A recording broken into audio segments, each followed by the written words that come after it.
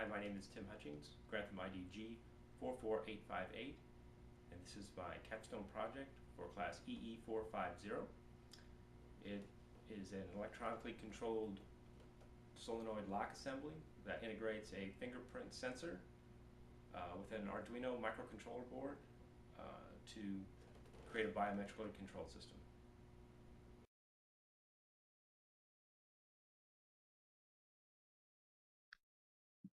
Here's the project overview slide. It lists the major components of the project and some of the properties. Here's a look at the major components of the circuit and with some labels and a picture.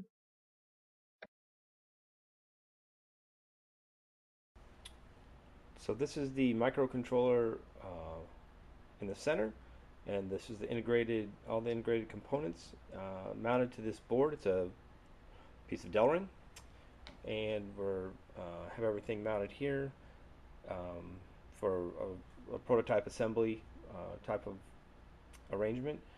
This is the fingerprint sensor here.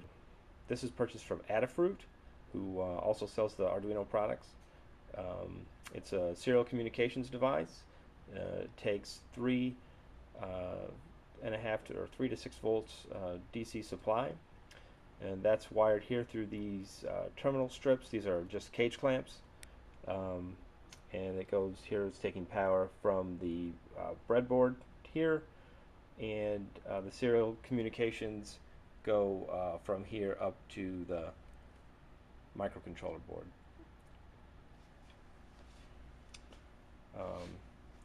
Here we have the 12 volt power supply that's supplying the power to the lock assembly. This is our high current draw on the system. It's a separate 12 volt power supply, and it's powered through this set of cage clamps and this relay subassembly here. The relay subassembly is triggered from this yellow output wire on the microcontroller board, and then the power is routed through the contact. This metal oxide varistor is supplied, and that'll quench the potential of the coil when circuit opens.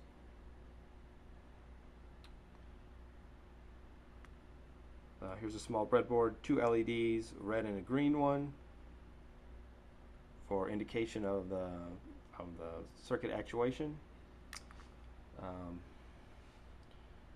Place your finger on the sensor, and if you get it positioned properly, it's fairly picky. You'll operate the lock assembly.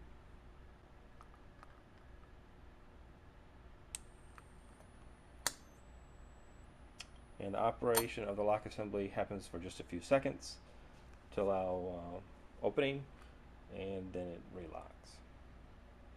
And you can see the operation of the diodes too when that happens. You get a green light for just a few seconds. Operation of the assembly. Here's the final circuit schematic. It was created with DraftSite along with some help from Eric Pryor. So I'd like to go over the Arduino programming environment a little. It's basically a C++ environment. It's a text editor, has a couple of extra abilities, has a serial monitor, has a compiler, and it allows you to upload the programs to your microcontroller. If you look at the actual code that we're doing, we're adding the appropriate header files, links to the other libraries, serial communication libraries, stuff that's already developed. Then we're setting up our serial communications. We're reading some information from the EEPROM. Has to do with our security log. That's our place where we can save data even when the device is powered down. So the first two registers of the EEPROM are an integer value that basically corresponds to how many access log entries there are. The subsequent registers in the EEPROM are those ID numbers of the people who accessed the system. So when we start up, we have to read and see where our log entry is. That way we know where to write the next one. Then you can see that this pin setup and serial print slide shows we're outputting some stuff to the serial monitor, welcome thing, and tells us what our log access number is. That's how many readings are in the memory. Then we have to address our discrete I/O pins. The I/O pins on this microcontroller are bidirectional, so you have to explicitly declare them as inputs or outputs if you're going to use them. Pins 5, 6, and 7 are hardwired outputs. 4 can put us into a different mode where the fingerprint sensor reports out more information. Can be useful for troubleshooting, but normally it's not in that mode. And if you followed the full code through, you'd see that you get more output to the serial monitor. Pin 2, if we short that high, it will print out the EEPROM contents and show the people who have accessed it to the serial monitor. And then pin 8, if we short that, it will clear the EEPROM contents. This is a look at the serial monitor output. This is what you get when you start up. This shows us that there are 5 entries in the security log. And then when we actuate the system, it's sitting there in this loop, and it is going to report out to us, to the serial monitor, ID number 99. That's my pinky finger. Found that, and then it gives us a confidence number for the image match.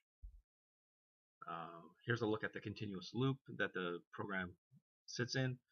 It's just part of the loop. It's just a screenshot of it, so it's hard to fit it all in there. And it shows you a couple of the other things, looking for the EEPROM stuff, pin 2 or pin 8 to go high. And then if you do find a match, you're going to this unlock sequence. The unlock sequence is outputting at the top. You can see to the serial monitor the information that we just saw.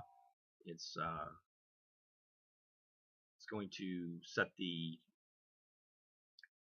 I/O pins proper so that the green LED turns on, the lock opens, delay for 4 seconds, and then reset them.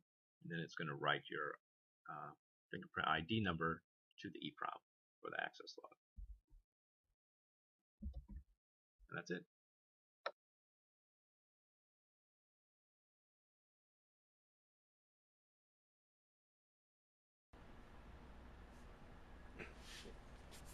To add or register a new fingerprint with the fingerprint sensor, first you need to load a different program into the module. So this is not possible under normal circumstances. So you have to load a new program into the microcontroller that will allow for communication and registration of a new fingerprint. Once we have the new program loaded, we see that we have no light, continual light on our sensor, and we have on our serial monitor, I'll just give you a better picture of that, we have a request for a finger ID number. So one thing that we also had to do is in order to get this to work, I had to supply the fingerprint sensor with 3.3 volts instead of 5 volts for the serial communications to work directly. Here's a look at the enrolling sketch. It's a separate module that has to get loaded in order to enroll new fingerprints. The basic development of this was done by Adafruit, so it kind of comes with the sensor, and it's pretty straightforward. You can see, go through the slides here, and it asks you to put your finger on, put an ID number in. Once you put your finger on, it takes the image and asks you to remove your finger, place it again, and then it either tells you it's a match or not. And then if you don't get a match, you start over. If you do get a match, you can start over. So that's basically all that there is to that. So here we have a look at the coil. We're going to try and test the coil current, and the contact on the relay is rated for 10 amps, and we have a here we have a meter that's good for checking DC milliamps up to 2000 milliamps or 2 amps, and we have a basically an amp probe here that doesn't require us to break the circuit. And we're going to take a look here and actuate the circuit and see what kind of current that we get. Right now we're at 0. I don't know if that's showing up exactly on the... There we go, I can see that better, I think. So we'll try and come down here and actuate the sensor.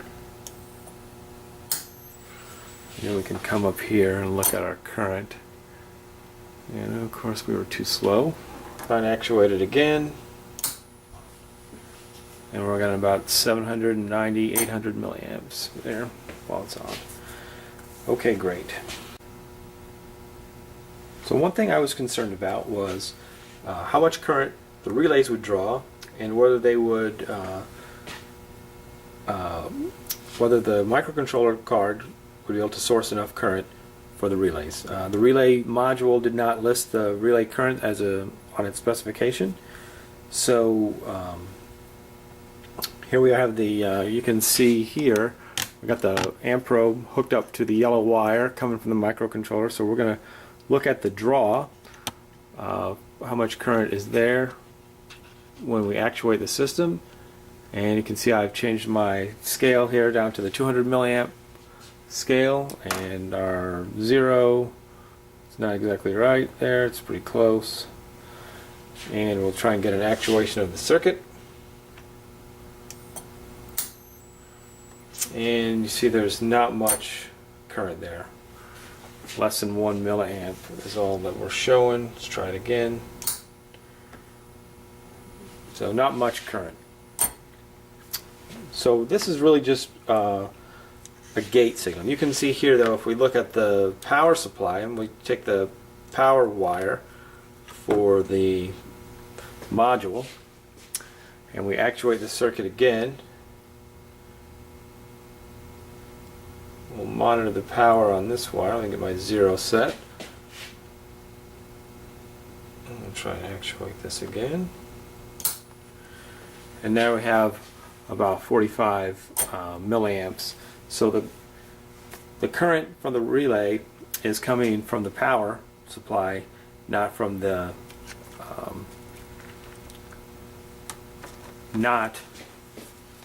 discrete I/O pin on the microcontroller card. So that alleviates that concern. So 45 milliamps is well within our power rating for the power supply.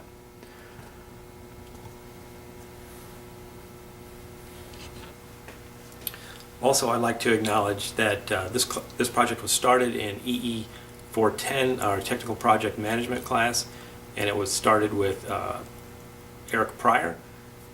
So this was a collaborative effort, the planning of it, and we're submitting separate projects. We've built our own individual boards, and they're going to be a little bit different, but there's a collaborative effort here, and thanks to Eric too for helping out with this.